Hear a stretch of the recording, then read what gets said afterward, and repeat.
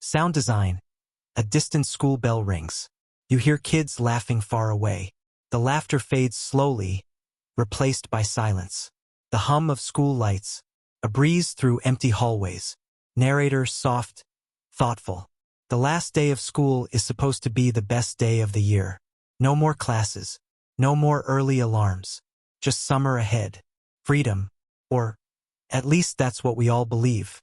But when the final bell rings, when the last student leaves, and the teachers lock their doors for the break, something else begins. Something that waits in the silence. In the corners of the school no one thinks about. In places we don't notice until everyone is gone. Some things never leave when school ends. Some things stay behind. And sometimes, they don't stay hidden. Sometimes they follow you home. Tonight you'll hear 3 stories. True stories. Each one happened on a last day of school. And each one left someone changed forever. They were just like any other students. Happy to leave. Ready for summer. But what happened next, they never saw coming. Because fear doesn't care about calendars. And horror doesn't wait for fall. So if you're listening, turn down the lights. Get comfortable. And just know, the school year might be over, but not everything inside those halls goes quiet. Sound cue. One last bell rings. Louder this time. It echoes, then fades to silence. It was the last day of 8th grade. For Marcus, it was supposed to be fun. He'd been signing yearbooks, taking selfies, and joking around with his best friends. There was that bittersweet feeling. Happy that school was out, but sad to leave it all behind. What he didn't know was that something else was waiting for him. Sound. Faint school hallway ambience. Locker doors shutting. The hum of fluorescent lights. Everyone had cleared out early. Most students didn't even bother going back to their lockers after lunch. But Marcus had forgotten a few textbooks, and he needed to grab them before heading home. He turned the corner. Empty. Row after row of lockers, all shut tight. Except one. His locker number 237. He walked toward it, spun the combo like always. Right, left, right. In his head, he whispered, "Come on, open up." But it didn't. Not at first. It wasn't jammed. Felt like something was pushing back. Like something on the other side didn't want to let go. Sound. A metallic rattle. A breath barely audible but sharp. He tried again, twisting the handle with more force. Suddenly, the door popped open. But what was inside wasn't his stuff. No textbooks. No folders. Nothing. Just one item lying at the bottom. Polaroid. A photo of Marcus. Taken that morning. Sound high-pitched static. Time slows. Something unnatural lingers in the silence. He stared at it, frozen. He hadn't taken this. No one else had either. He would have noticed. He should have noticed. He turned it over. On the back, written in messy black ink, "See you next year." A chill crawled up his spine. He looked around the hallway. Empty. But then, sound one set of footsteps. Slow. Getting closer. Not a crowd. Just one person.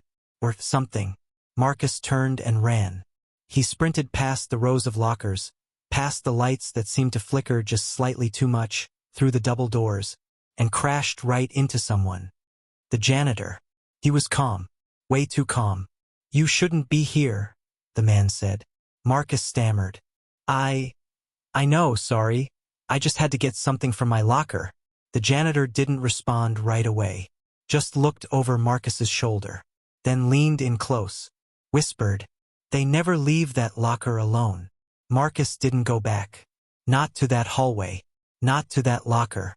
Not even to ask what he meant.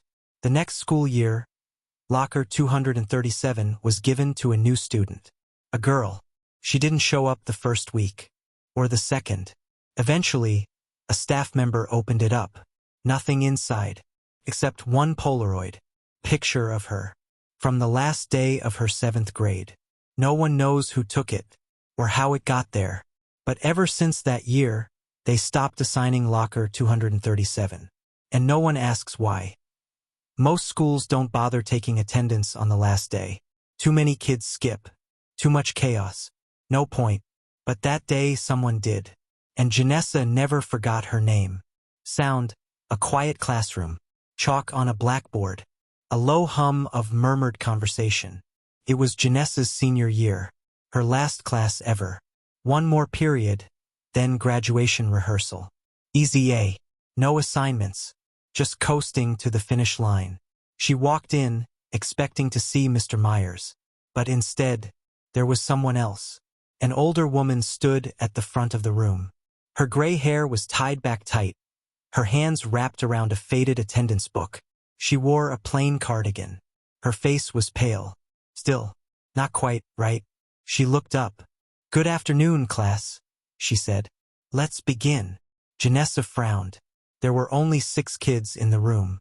Where was everyone? She turned to her friend and whispered, "Isn't Mr. Myers supposed to be here?" Her friend shrugged. "No clue. She just walked in and started setting up." Then the woman began roll call. "Jacob," she called. "Here," he answered. "Vanessa." "Here." "Tina." "Here." Then, "Janessa." She raised her hand. "Here." But the woman just stared at her. Didn't blink. Didn't nod. Didn't move. Then she said it again. "Janessa." "I said I'm here," Janessa repeated, more confused now. Still no reaction. The woman marked something in the book and kept going. The rest of class was strange. No lesson. No assignments. Just questions. Uncomfortable ones. "If you could change one moment of your life," the woman asked, "what would it be? What's something you've done that no one knows about? Have you ever seen something that wasn't there?" Each student answered. Except Janessa. She stayed silent. She didn't like the way the woman looked at her. Like she knew something. Like she was waiting for something. When the bell finally rang, everyone rushed out. Except Janessa. She grabbed her bag. But before she could leave, the woman looked right at her. "You weren't supposed to be here," she said quietly. Then turned and walked out. Sound, the door shuts. Loud. Then the room falls silent. Janessa stood there, completely thrown off. She walked down to the main office, still trying to figure out what that meant. And when she asked the secretary where Mr. Myers had gone, the woman blinked. "He's in class," she said. "Right now. Same room you're supposed to be in." Janessa felt cold. Her hands shook as she turned around and ran back. She flung the door open. Mr. Myers was at the board writing something in chalk. The classroom was full again. Students talking, laughing, exactly as it should be. No trace of the substitute. No attendance book. No eerie silence. Except, on her desk, a folded piece of paper. Janessa walked over and opened it slowly. Inside, written in red ink, were just 4 words. "You didn't say goodbye." She looked around, but no one else seemed to notice. She never saw the woman again, never found out who she was, and no one else remembered her being there at all. But every now and then, Janessa swears she sees her. In crowds, on the bus, sometimes in dreams, just watching, still waiting. Ethan hated school. Not the classes, not the homework, not the teachers. It was the building. There was just something wrong about it. Too quiet in certain spots. Too cold. And the basement? He avoided it at all costs. That's where the old lockers were. The ones nobody used anymore. The metal was rusted. The air always smelled off. Even the teachers didn't go down there unless they had to. Sound. A low electrical hum. Distant dripping. Slow footsteps echo on tile. Ethan ended up with detention on the very last day of school. He and a few friends had pulled a harmless prank. Pulled the fire alarm just before the last bell. He expected to write a few lines on paper, maybe mop the hallway, then go home. Instead, the supervising teacher stepped out halfway through and never came back. Said she had an emergency phone call. Told Ethan to wait. So he did. 5 minutes. 10. 20. No one returned. No one even walked past the door. Then the final bell rang. And everything went still. No more voices. No slamming lockers. No announcements. Just the quiet buzz of the lights overhead. Ethan stood up. Pushed open the classroom door. The hallway was completely empty, except sound.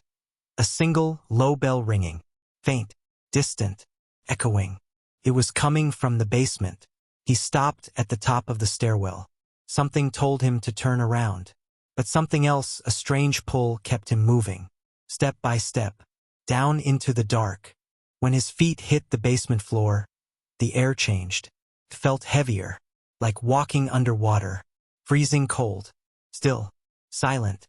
And then he saw them, lockers, rows and rows of them, coated in dust, shut tight with years of rust.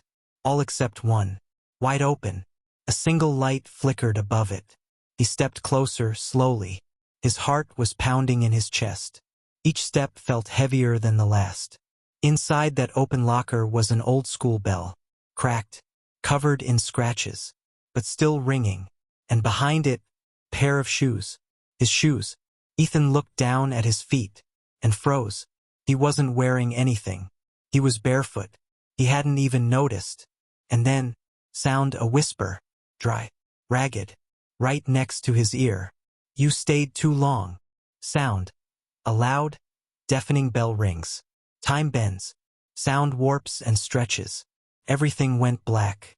When Ethan opened his eyes again, he was outside, lying on the grass behind the school, shoes back on his feet, his backpack beside him. Students laughing, tossing caps, hugging their parents.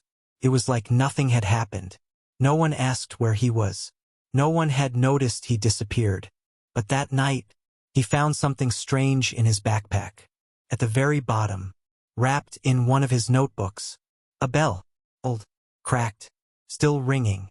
He hid it in a drawer, but the sound didn't stop.